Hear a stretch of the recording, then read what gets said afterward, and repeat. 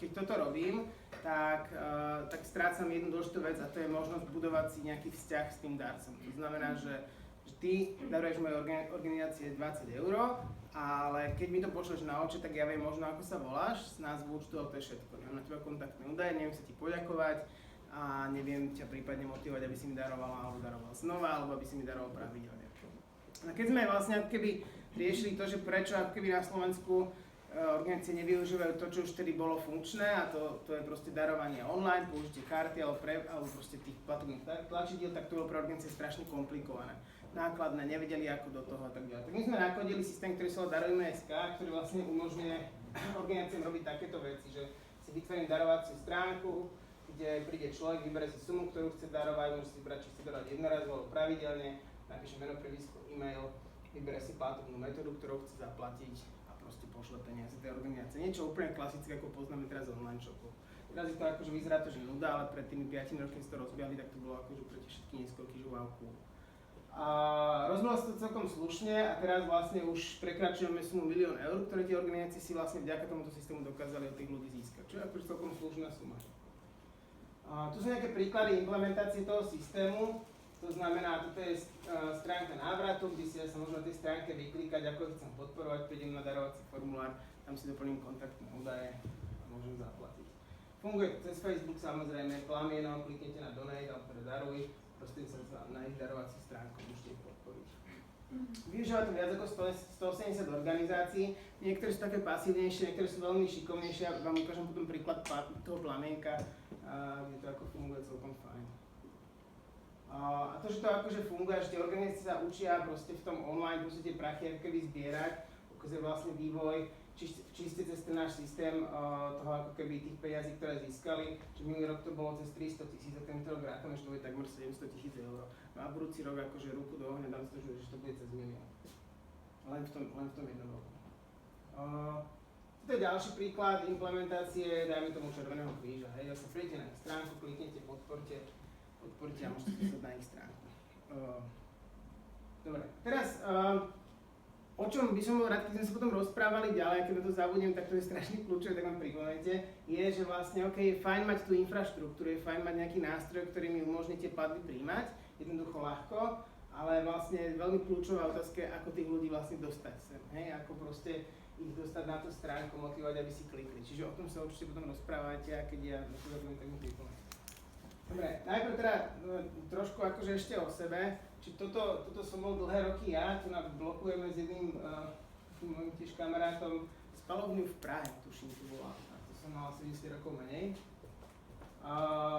Popri tom som sa teda venoval čím ďalej tým viac fundraisingu. To znamená, že ako získať peniaze na to, aby sme mohli robiť prácu, ktorú robíme. Greenpeace nie len toto, Greenpeace je veľa odbornej práce, veľa stretávania sa s politikmi, výroba štúdií a tak ďalej. A na to potrebujete peniaze. No a taká tá moja generácia fungovala na tomto, deti kapitána Granta. To znamená, že to, čo sme vedeli naozaj dobre robiť a každá neskolka v tých 90 rokoch vedela robiť perfektne, napísať grant. Hej?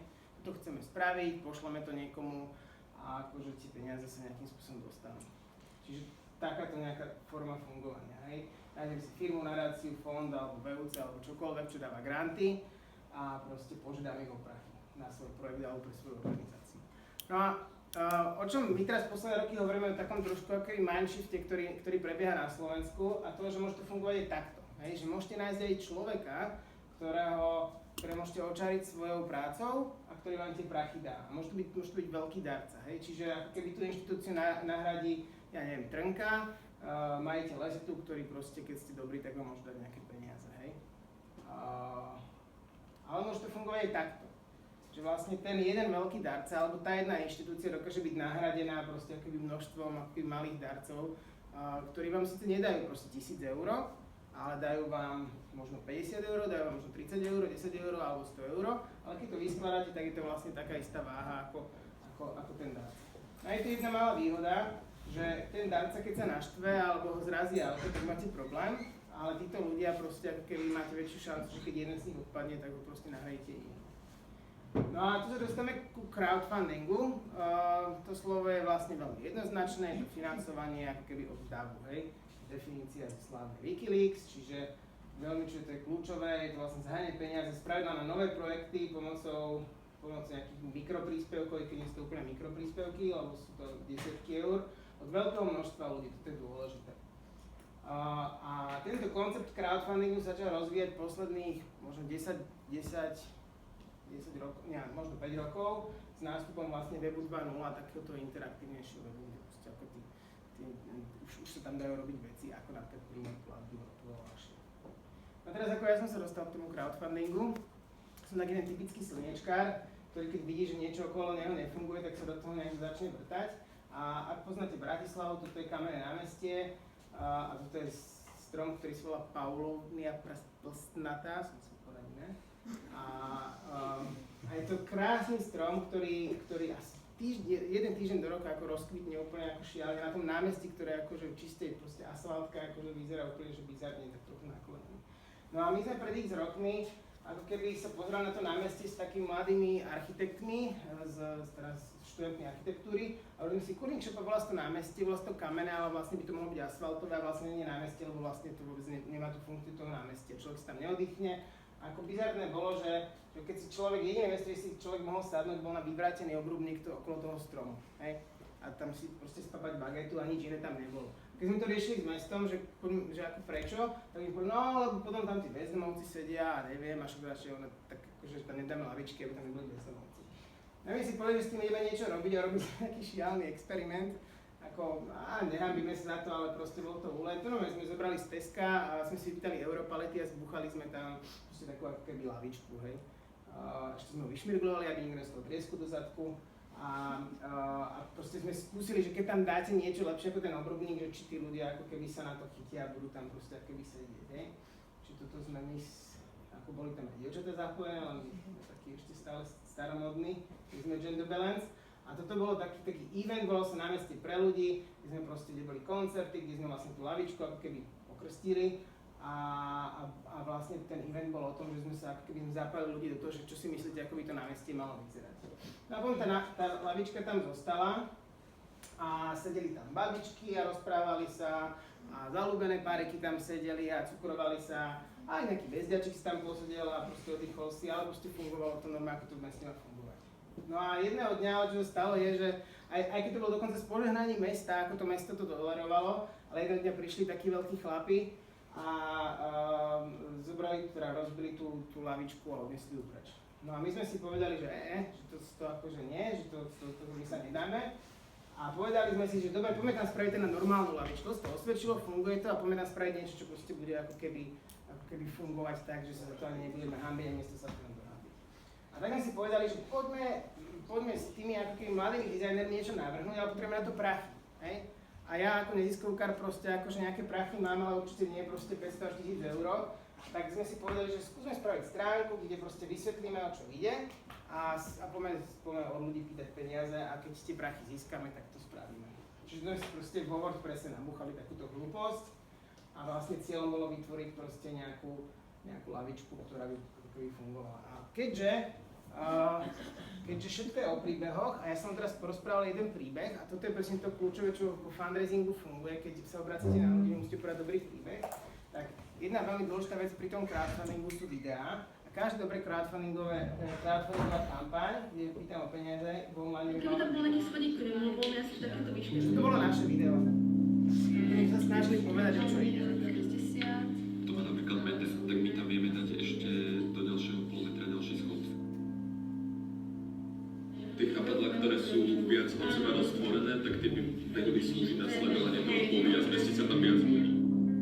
Minulý rok v septembri sme postavili na tomto mieste spolu s dobrovoľníkmi improvizovanú lavičku z drevených paliet. Veľmi sa osvedčila, preto sme sa rozhodli, že tento nápad zopakujeme a postavíme lavičku, ktorá bude trvácna a odolná a ktorá umožní ľuďom opäť zastaviť sa na tomto mieste, posedieť si, počkať na stretnutie, stráviť tu čas. Lavička pomôže premeniť toto námestie na skutočné námestie, miesto pre ľudí.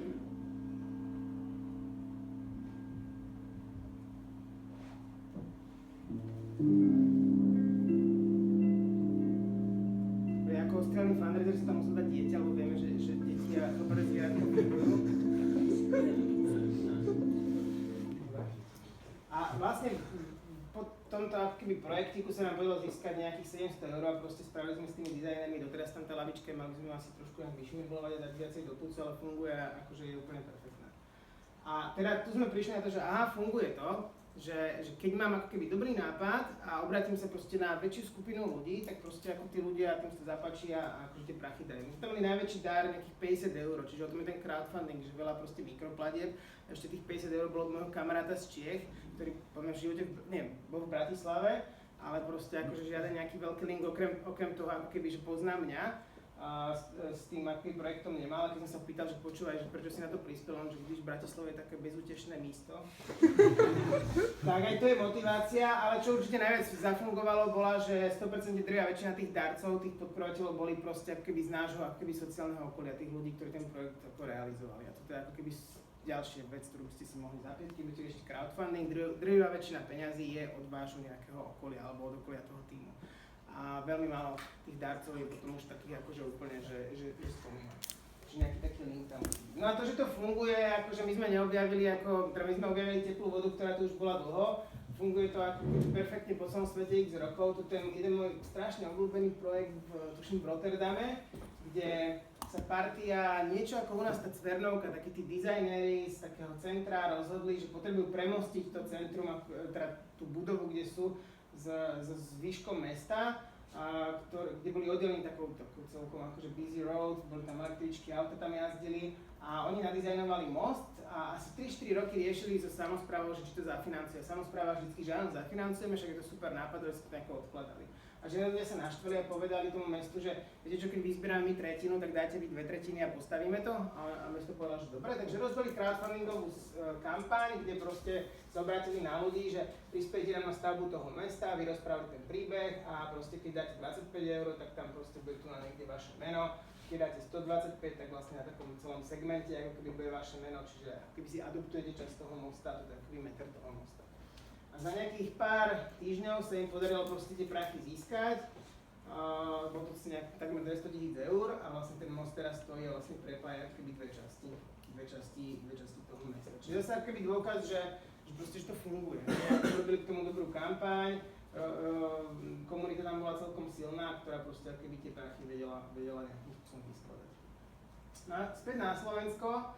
Ďalšia taká, ako moja osobná skúsenosť s crowdfundingom, predtým, ako sme sa do toho pustili trošku vážnejšie, bola projekt, ktorý sme robili s organizáciou Živica a Greenpeace, volal sa Adoptuj si včelu a v zásade oni prišli za nami, že my sme chceli robiť taký projektík, že včeliny v mestách, hej, že proste nebudem to komplikovať, vygooglite si, budete vedieť o čom, ale že potrebujeme na to peniaze. A akože my by sme teoreticky aj vedeli, ako sa obrátiť na nejakú DM-ku alebo na nejakých takýchto firmných partnerov, ale my sme do toho chceli zaangažovať ľudí. A máme pocit, že keď tí ľudia ako keby na to budú prispievať, že to budú brať viacej ako keby za svoje, hej, že ako keď to spraví nejaká DM-ka.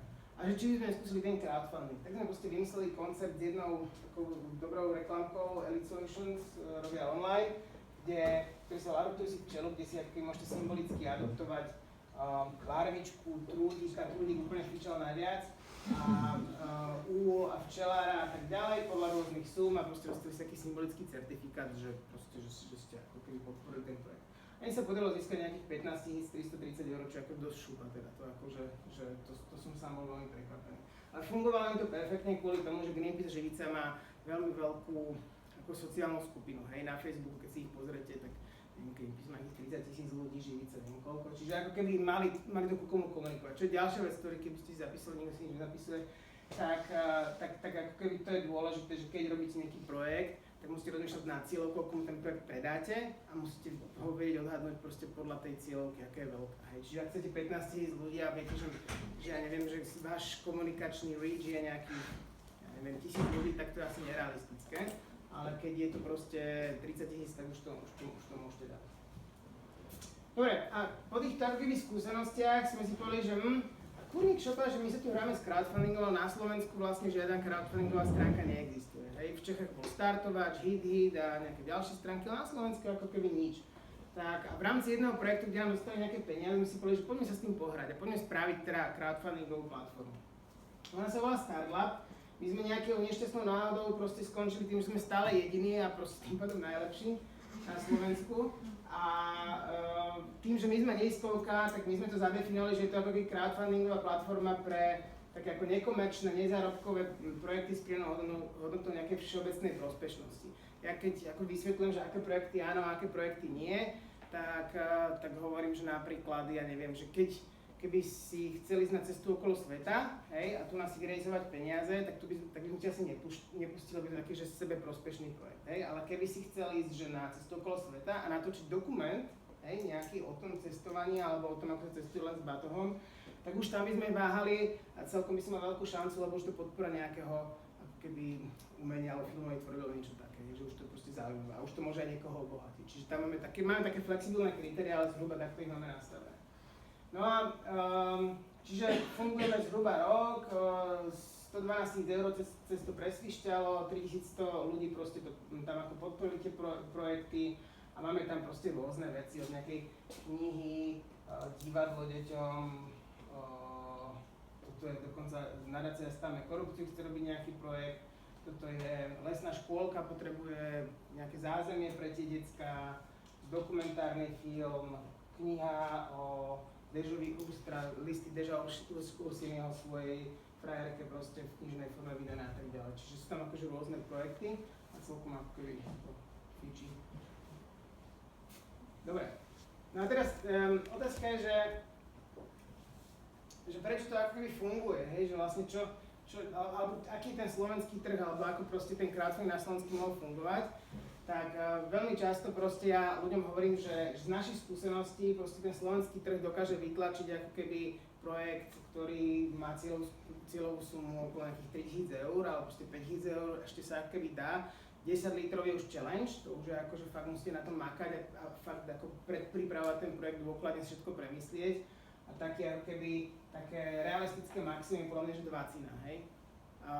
Je možné, že keby niekto uletel a fakt spravil, že geniálny projekt, ktorý oslovil už nie len ako keby jeho sociálne okolie, aj keby ho mal široké, ale proste viac menej veľa ľudí, tak sa dá vyzberať podľa mňa aj 100 000. A sme taký projekt, keby konzultovali a riešili a možno pôjde do Starlabu, ale to už je proste akože nová suma, hej, 100 litrov proste na Slovensku, 5 miliónov ľudí a tak ďalej, akože že sa nedá. Čiže väčšinou aj tu na tie úspechy proste majú projekty, ktoré majú tú cieľovú sumu, to je 6 000, tento je šialený, toto je tiež 6 litrov, toto malo cieľovú sumu 3 000 a tak ďalej, čo sú také tie sumy, ktoré sa akoby dajú.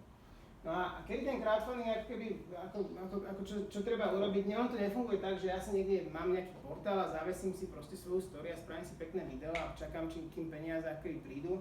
Naozaj títo ľudia, počas toho mesiaca, primárne tá kampaň trvá mesiac, vy si môžete zvoliť od 15 dní do nejakých mesiacov, ale ten mesiac je naozaj asi najlepší čas, tak tí ľudia akoby musia na tom makať. To je proste, ja vždycky hovorím, že o mesiacu prezidentské voľby a vy ich musíte vyhrať, hej, a proste to musí byť fakt kampaň, to znamená, musíte ako keby si to predpripraviť, rozmýšľať nad tým, čo budete robiť ktorý deň, koho budete oslovať, kto je vaša cieľová skupina a tak ďalej, tak ďalej.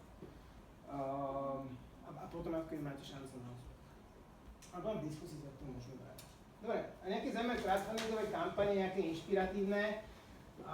Mali sme toto bol akože projekt organizácie, ktorá ako keby zistila, že vy keď šupnete do Google, že chcem zomrieť, vyhľadovať sa a skončiť so svojím životom, tak vám normálne vyskočia v Google nové reálne návody, že proste ako vyskočiť z okna, alebo proste, že ako padať z toho okna, aby to bola rýchlovka a tak ďalej, akože dosť šialené. Čiže predstavte akože mladého človeka s depkou, ktorý proste začne do toho googliť a akože je fikerný.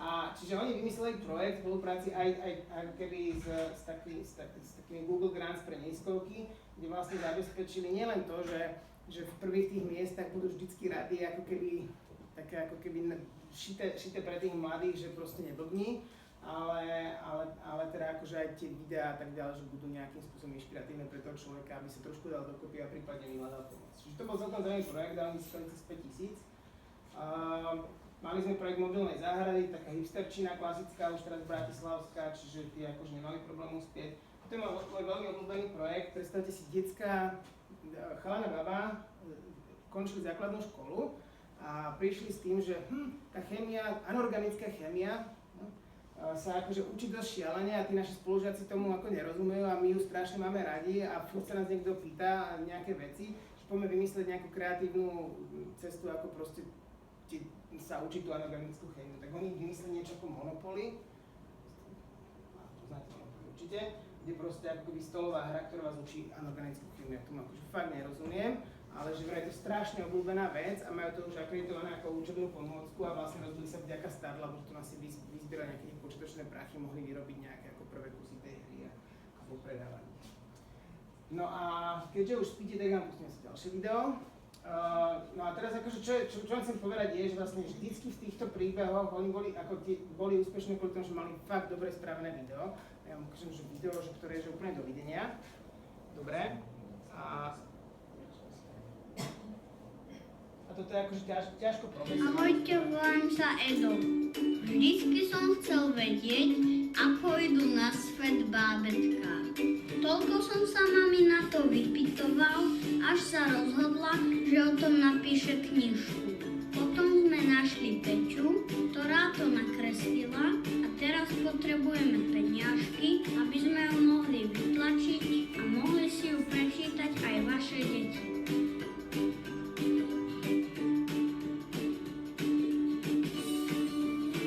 Ďakujeme! No toto je taká zaujímavá vec, že vlastne prečo tie videá. Tie videá sú kľúčové pri tých crowdfundingoch, pretože my strašne lenivieme a čím ďalej, tým menej sa nám chce čítať a vlastne keď si pozriem, toto malo 45 sekúnd, to video, to vlastne viem všetko, hej.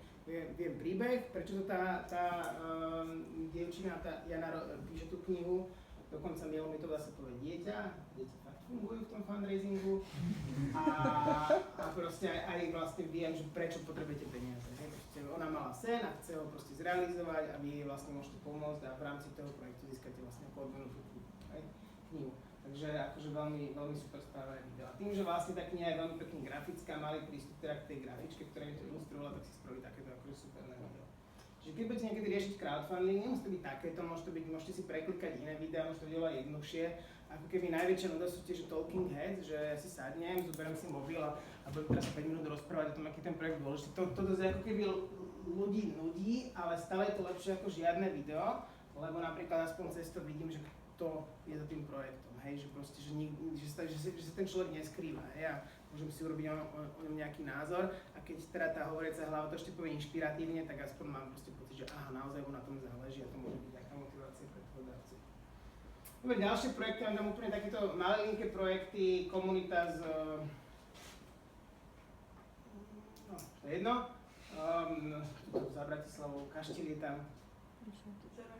Nie, tuto hneď, ešte to, Rusovce, jasné, perfektne, Rusovský park. Ja som stával skoro, už som sa nezapudil. Rusovský park, nejaká komunita ľudí tam chcela proste popravať lavičky a potrebovali vyzbrať pár eur, hej, proste 500 eur. Už za 24 hodín to mali a potom museli mesiac čakať, kým im tá kampaň skončí, by sme ich poslali. Aj sa pýtali, či im nepošleme skôr nič, nie? Žlté bicykle, Kežmarok? Hej, jasné, už som hore. V Kežmarku si vymysleli niečo, čo funguje v Bratislave, tie biele bicykle, to je vlastne podobný projekt, a prvý som sa vykrátkovať prachy. Chalan navštevoval Sokratov inštitút, celkom dobrá inštitúcia, tam vlastne ich motivujú robiť nejaké projekty, takže oni spravili toto a je to strašne cool. To je môj obľúbený projekt. Typni si, čo to je. Budka pre vtáky? Áno, správne. Budka pre vtáky, vlesíš dažďovníky, je to vraj najpažravejší vták, čo sa komárov týka, čiže veľmi prospešné. A problém majú v tom, že v Bratislave oni ako keby mali normálne prirodzené prostredie, alebo milujú paneláky a všetky tie špáry v tých paneloch. A keďže sa zatepluje, tak strácajú teda toto prostredie. A organizácia, ktorá sa venuje vtáčikom, tak proste vymyslela projekt, kde proste spraví takúto masívnu budku. A tiež proste ľudia na to poprispievali akože kopec peniazy. No a toto je Transparency International, proste si zase dal projekt, kde chce ako sledovať skránkové firmy. Čiže rôzny akože typ projektov. Okrem tej lavičky, ktorá akoby fungovala cez nás, čo sú zaujímavé projekty, ktoré napríklad nefungujú, toto je Indiegogo. Indiegogo a Kickstarter sú najväčšie crowdfundingové stránky na svete a inak je ich strašne veľa. Tých crowdfundingových stránok je asi podľa mňa, že tisíce po celom svete rôznych, ale to sú tie najväčšie. A Diana Fabianová proste potrebovala natočiť, alebo chcela natočiť film pre dievčatá, malé dievčatá o menštruácii a proste potrebovala to vyrealizovať peniaze a cez Indiegogo sa podarilo získať 33 000 eur, čo je asi jeden z najväčších projektov, ako keby čo Slovák robil v rámci crowdfundingu. Inak ten film. A toto je napríklad CD-čko uspávanie v takom inštrumentálnom tóne, akože veľmi dobre vieš, a to bol nastartovač. Čiže rôzne zaujímavé veci, ako vďaka tomu crowdfundingu vznikajú, či už kreatívne, alebo aj projektové. No a teraz, keď chcem robiť crowdfunding, na čo myslíte? Veľmi dôležité je, to už som hovoril, realistický finančný cieľ, čiže nastaviť si ako keby tie očakávania tak, aby to pokrylo ten váš projekt, hej, čiže to je ako jedno kritérium a druhá vec je, aby ste na to tie peniaze ako keby realisticky vedeli získať. To znamená, keď robíte projekt, tak sa zamyslieť nad tým, akým spôsobom budeme komunikovať a koľko ľudí mi reálne dokáže na neho prispieť. My máme priemerný príspevok na projekt je okolo 30 €, čiže to vám môže dať aký predstavu, že od koľkých ľudí vy potrebujete ako získať peniaze na to, aby ste získali 3000, hej? Čiže 30, to je 100? Dobre, už je to. Takže keď chcete 3000 €, potrebujete zhruba 100 ľudí, čiže otázka je, kde nájdem 100 ľudí, ktorí mi dajú 30 €, hej? A takto musíte rozmýšľať. Viem ich nájsť, mám také sociálne väzby, sme tým, vieme to dokopy dať a tak ďalej. Čiže toto akože na tým treba uvažovať. Výber platformy, keď sa robiť crowdfunding, tak sú rôzne spôsoby, môžete si to sami nejakým spôsobom zbuchať niekde u seba, ako sme to robili na začiatku my, alebo môžete si brať nejakú platformu. Startlab, Startovač, HitHit, proste až po Indiegogo. Je to naviazané aj na tú sumu. Keď chcete ísť do veľkých peňazí, do desiatok tisícov, tak je asi realistické ísť do tých akoby globálnych platformiem, ale tam si práve dbacha, že tam je tak ohromná, obrovská konkurencia projektov, že musíte byť proste extrémne výnimoční. Vy musíte byť naozaj proste tak zaujímaví, aby aj to Indiegogo si vytiahlo niekde v rankingu vyššie, aby ste si niekde objavili, aby vás dajme tomu zaradilo do newslettera. A to je akože prakticky nemožné. Vlastne žiaden slovenský alebo český projekt podľa mňa ako nebol nejakým spôsobom vytiahnutý hore. Ale teda ako má to význam ísť do tých globálnych, keď je to projekt, ktorý presahuje hranice Slovenska alebo Československa, alebo teda čiže Slovenska, hej, že keď je naozaj veľká šanca, že mi na to budú prispieť Američania alebo proste Nemci alebo vtedy to ako má význam, musel byť samozrejme angličtine. Buďte zrozumiteľní a transparentní. Niekedy sa nám stane, že sa k nám nahlási projekt, ktorý proste ja si ho prečítam 3-krát a fakt nechápem, že čo chcú robiť, alebo že na čo potrebujú toľko peňazí. A takto ako reagujú aj tí ľudia, aj dokonca aj tí vaši známi, keď sa chceli podporiť, že proste fakt oni musia veľmi rýchlo pochopiť, o čo ide. Čiže musí to byť strašne ako jednoducho pochopiteľné a musí to byť zrozumiteľné, že prečo toľko peňazí a na toto a prečo vôbec na to potrebujete peniaze. Máte zaujímavý príbeh? Príbeh je veľmi dobrá vec. Ja som sa snažil v tom polnospodárku aj nejaké príbehy porozprávať a možno vás trochu prebrali a to funguje. Hej? Že keď to má nejakú story dobrú, tak ako tí ľudia potom sa viac na to namotajú, ako keď je to proste nuda. A ten príbeh môže byť príbeh o tej veci, ktorú chcete robiť, hej? Môže to byť príbeh o tom, ako ste sa k tomu vy dostali, alebo o vás ako o človeku.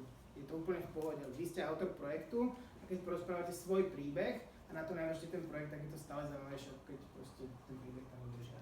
Použite video, predpríprava, to znamená, crowdfunding sa nerobí tak, že ráno sa zobudím a večer mám projekt, ale asi tak 2 týždne, 3 týždne to príprava, minimálne to video proste treba spraviť, ale my napríklad na našich workshopoch robíme, proste máme taký Excelovskú tabuľku, kde tým ľudí nutíme, že tu si napíšte proste, že aký vy ste silní na Facebooku, koho vy môžete ako keby zapojiť do projektu, aký je on silný na Facebooku, aký je silný na Twitteri, ako to vie zdieľať a tak ďalej. Čiže príklad, že keď robím knihu, viem na to namotať Boreckého, ktorý je blogerom ako bez ľudí na Facebooku a ktorý proste mi to vie spropagovať, lebo keď to urobí on, tak to je akože super, hej. Alebo mali sme jeden projekt, kde proste o ňom písal Samo Marec, hej, napísal len na Facebooku, ale vďaka tomu jednomu postu tam prišlo asi 30 darov, lebo Samo Marec je strašne ako vtipný bloger a Facebooker a proste ako keby ho ľudia sledujú. Čiže toto všetko si treba pripraviť a vedieť, že kedy koho požiadam a akým to budem ako keby propagovať a teraz si treba dobre naplánovať. Strašne dôležitý pri tých projektoch rozbeh. Není väčšej hanby, ako keď začnete zdieľať projekt a je tam 0. Hej? Lebo to ani ten najväčší váš kamoš vám proste na to neprispie, keď je tam 0 alebo 0 proste odradzuje každého. Čiže napríklad pri tom rozbehu je super, keď o tebe viem, že sa ti ten môj projekt páči a o tebe určite na to prispieš tak, či tak, lebo sme sa už o tom rozprávali na pive, tak sa s tebou rovno dohodnem, že počuj, keď to budem rozbiehať, tak ti pošlem SMS-ko, zavolám a buď tá prvá, ktorá tam akoby prispieje nejaké peniaze, hej. Čiže už keď potom začneš propagovať trošku viac do takej širšej tvojho okolia, tak už tam proste budú nejaké prachy a už to nebude vyzerať trápne. Čo spravidla neodporúčam je, že hodiť si tam svoje vlastné peniaze a nie je to ako keby nejaký veľký problém, ale my sme takí, ako mám pocit, že karma je svinia a keď proste ako keby tam hodíš svoje prachy, tak proste nejak to tak akože nefunguje. Takže je dobré naozaj ako keby oslovať tých prvých darcov, ktorých naozaj vieš, že to podporia. My máme také pravidlo, ako nepísané pravidlo, ktoré sa nám potvrdzuje je, že pokiaľ počas prvých 24 hodín ten projekt získa aspoň 5, ideálne 10%, tak je veľká šanca, že úspeje na konci, po tom mesiaci.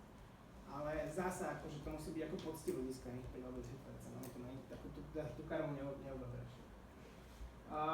Sociálne siete sú u nás kľúčové a naozaj 60-70% ľudí, ktorí proste váš ten projekt podporia, tak budú z vášho sociálneho okolia. Čiže keby ste vy všetci chceli robiť spoločne jeden projekt, tak je to super, lebo dokopy ako tie bubliny, keď sa postavia, tak sú celkom široké a akože máte šancu uspieť, ale naozaj ako viac ako 70% ľudí je šanca, že proste budú ľudia, ktorých vy nejakým spôsobom osobne poznáte.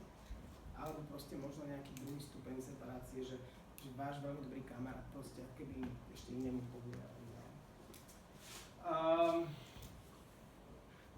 Dobre, viacstupňové ciele, v zásade crowdfunding je a to som vlastne mal povedať na začiatku, je akoby dvoch dôležitých vecí, alebo o troch. Jedna vec je, že mám skrátené časové obdobie, kedy tie prachy musím získať, čiže nie je to dlhodobá kampaň, ale proste je to skrátené na nejaký od 15 do 3 mesiacov, ideálne 1 mesiac. A pokiaľ za ten mesiac tie prachy nezískam, tak tie sa vracajú tým darcom. A vy nedostanete nič. Čo je niekedy strašne super, lebo keď ja mám nejaký projekt, ktorý viem, že môžem zrealizovať iba keď získam 3000 € a nemôžem ho za 2000 ani za 1000 spraviť, tak on plus, keď ho niekto poprispieval, máte liter a ten projekt neviete spraviť. Teraz čo? Hej? Teraz akože necháte ste peniaze, ale pôjdete na pivo, alebo čo s ním urobíte. Čiže ten crowdfunding vlastne keď funguje tak, že musíte dosiahnuť svoju cieľovú sumu na realizáciu projektu a keď im nedostanete, vráte sa hneď tie prachy tým darcom, tak vlastne vy ste v pohode. Akože vaša duša utrpí jednu ranu, že ste niečo nedokázali, ale v zásade ako nebudete musieť chodiť kanálmi, že pred tými ďalšími ľuďmi, že budú sú peniaze. Máme ale na tom Starlabe takú ako výnimku, vlastne, že flexibilné financovanie a keď je projekt, ktorý ako keby je realizovateľný aj z časti sumy, ako príklad chceme vysadiť 100 stromov v Petržalke, a potrebujeme na to 1000 € a získame o 500 €, tak akože vysadíme 50 stromov, hej, alebo niečo takéto, tak akože to je v pohode a tam ako keby povolíme to, že nemusí dosiahnuť 100%, ten projekt je špeciálne označený, ale to vyslovene iba na výnimku. No čiže cieľová suma, čas a vracanie peniazy sú také známe crowdfundingu. Dobre, vráťme sa sem, komunikujte, informujte darcov o vývoji. Tí ľudia, ktorí vás podporia aj na začiatku tej kampane, sú ľudia, ktorí vás aj radi, ako budú ďalej propagovať, ako keby úsob na tom Facebooku. Čiže je dobré ich ako počas tej kampane ďalej informovať, že už máme proste 50%, super a ďakujem vám za vašu podporu a ak nás môžete podporiť ešte tým, že to proste pozdieľate niekde, tak budeme veľmi rádi. Čiže toto ako veľmi dobre funguje. Mali sme jednu šialenú organizáciu, ja som akože nevedel, že to môže fungovať. Oni 2 dní pred koncom ich kampane mali, a to boli tie vtáčiky, mali, že 60% sumy, hej, a to už som si že to nedajú. Oni všetkých tých darcov, ktorí ho teraz podporili, akože SMS-kovali a mailovali a poslali im strašne super e-mail, že wow, už majú viac ako 50%, že stačí, keď každý z vás ešte raz prispieje a máme to, hej. A to ľudia proste prispeli a dali to. Tak chápem to teraz. Dobre, blogery a články. Keď vás niekto napíše, ideálne na Smečku, na Enku, aktuality, to máme ako overené, tak tam nejakým spôsobom sedia ľudia, ktorí radi podporia ako keby dobré, zaujímavé veci. Takže keď sa vám podarí napísať dobrý blog, alebo dostanete sa do nejakého článku, tak to ako keby vždy pomôže. A tu si treba dávať pozor, že tie blogerské platformy na Sme a na Enku, tam majú podmienku, že nemôžete ako keby robiť propagáciu nejakého produktu, že musíte trošku ako keby zašiť. A my keď sme robili s tabačkou v Košiciach, tak ja som napísal blog, ktorý bol môj druhý najúspešnejší blog, prvý bol Hate voči UPC, to vždycky funguje. A druhý bol o tom, že keď Bratislavčan závidí Košičanovi, hej? Že strašne ľudí to čítalo, Bratislavčan, čo to mi závidí tým Košičanom a Košičania sú, že tu nám niekto niečo závidí. Super. A bolo to o tom, že bol som akože v Košiciach, v Tabačke, ktoré ako vtedy dokončovali, Tabačke je také kultúrne centrum a že wow, že akože toto mať v Bratislave, tak akože by som bol strašne rád. A popri tom som proste teda písal o tej Tabačke a že teda popri tom som napísal, že vlastne robia crowdfundingovú kampaň, lebo to dostali od toho VUCčka ako holobit a potrebujú to vybaviť technikou, osvetlením, ozvučením a keď sa vám to páči, tak to môžete prispieť, hej. A ten blog bol čítaný, 25 000 ľudí to čítalo a z tých 25 000 ľudí proste možno nejakých 50 ako keby aj prispelo, čo je super, hej. Pohodička, akože mne to trvalo 2 hodiny napísať, takže takéto veci fungujú, nemôže to byť prvoplánové. Alebo ak sa teda ako keby dohodnete s nejakým novinárom a priamo o vás napíše, nikto vás nenapíše, že článok bude o tom, že robíte kampaň, vždy to bude o tom, čo robíte a že by the way robia kampaň, tak sa to väčšinou robí. No a klasické médiá, tie sociálne médiá sú podľa mňa fakt, že úplne že kľúčové, ale ak máte ako keby prístup alebo ten váš príbeh je tak zaujímavý, že sa dokážete dostať do klasických médií, tak to vždy pomôže. Keď som hovoril o tej hre, ten Gameplay, tak tam mali ako 2 super príbehy, ktorých sa chytili aj bežné médiá, takže to bol nejaký rozhlas, kde vlastne jedna vec je, že zaujímavé, že sú to proste decká, ktoré vlastne akoby sa rozhodli pomáhať iným deckám, čo bolo ako super. A druhá vec je, že ich vyhodili z školy pre talentované deti, hej? Lebo boli múdrejšie ako ich učiteľka chémie. Čo bolo akože super príbeh v rámci tej kampane, ktorú robím. Dobre, a teraz zopár, keď sme tomu časovo, zopár takých akoby rád, že vlastne prečo by vlastne ľudia mali, to je Jack, to je ja furt používam Jack, no to je super. Prečo vlastne mali ľudia dávať peniaze, hej, čo je ten dôvod, akože že radšej idem na pivo, takže toto sú také akoby dôvody, ktoré ja zvyknem vysypávať, takže jeden z tých dôvodov je, že sa chcú proste podieľať na tom, čo robíte, hej, vy fakt ako vy robíte super vec a ja to s vami robiť nemôžem, lebo proste na to nemám čas, peniaze alebo schopnosti, ale čo môžem urobiť, môžem sa podieľať na to, že vám proste dám pár eur, hej, a vznikne niečo zaujímavé. Čiže ak mám spoluvlastníctvo, ja by the way, keď som sa vrátil späť na tých projektoch, tak vlastne všetky projekty sú moje, všetko som robil ja, lebo každý som podporil, hej, čiže môžem mať ten pocit, že nebyť mňa, tak tá vtáčia budka proste ako keby nestojí, nebyť mňa, tak proste není tá hra Gameplay a tak ďalej, lebo ja som mi tiež dal peniaze, hej, a bezo mňa by to fakt nebolo. A toto ako keby treba využívať aj pri tej komunikácii, čiže keď oslovujem človeka, tak mu kľudne povedz to, že proste, že vďaka tebe, hej, my keď tam máme tam kampaň tej knihy Deža Ursiniho, teda jeho listov, tak tam sme poradili tým vydavateľom, že viete čo, že nazvime tam do toho Perexu, ako keby čo sa zobrazuje na Facebooku, že buďte vydavateľom jedinečnej knihy, ako keby vy, hej, že prispiejte a vy budete vydavateľom. Hej, že ako keby tých ľudí zaťahuješ úplne do toho, že vlastne vďaka vám to vznikne, že vy budete tí jedineční. Čiže ako to je jeden dôvod, kedy to funguje. Majú vás radi, to sú tie sociálne väzby, hej, poznajú vás, majú vás radi, vedia, že vy robíte super veci, tak vás akože radi podporia. Zelená hliadka asi poznáte všetci, oni ako keby rejzujú prachy jedne na Facebooku a takým tým pankačským štýlom dojdu im peniaze, hodia status, Matúš hodí status na Facebook, že potrebujeme nakúpiť nové sáčky na zbieranie smeti a proste ľudia im prispievajú. Prispievajú im preto, že ich majú radi, lebo robia super robotu a Matúš je týpek a proste prečo mi neprispievajú, pár eur. Sú naštvaní, pretože cieľová skupina podporovateľov všetkých tých protikorupčných organizácií, že my sme dokonca aj poznali jedného podnikateľa, ktorý prišiel zo stretnutia, kde od neho pýtali úplatok za to, aby sa uchádzal, aby sa mohol uchádzať o zákazku v meste a z naštvatosti dal 1000 eur Alianci Fair Play, tuším to bolo, hej. Čiže proste akože naštvanosť je dobrá vec, tak akákoľvek emócia proste ľudí ako prinúti k akcii, hej. Čiže emócia je dôležitá. Chcú protihodnotu, to je väčšinou v tých produktových kampaniach tá kniha, hej, akože typický príklad toho, hej, ja ťa podporím, pomôžem ti až trestem knihu, hej, že to je akože super vec. Chcú zmenu, váš projekt niečo mení a zase chcem sa na tom podieľať, alebo chcem, aby tu bola nejaká zmena v školstve, v hocičom. Produkt, prečo to mám dvakrát? Produkt podielenie, to je to isté. No a toto je strašne dôležité, bez ktorého nič toho hore nefunguje a to je, že pretože ste ich naozaj o to požiadali, že ste im povedali, že tie prachy od nich potrebujete, že ste im povedali úplne, že na férovku a napriamo a že ste im to umožnili. To znamená, že ste ich nanavigovali niekde, kde môžu ľahko kliknúť a proste zaplatiť. Hej? Tohto sa ľudia strašne boja.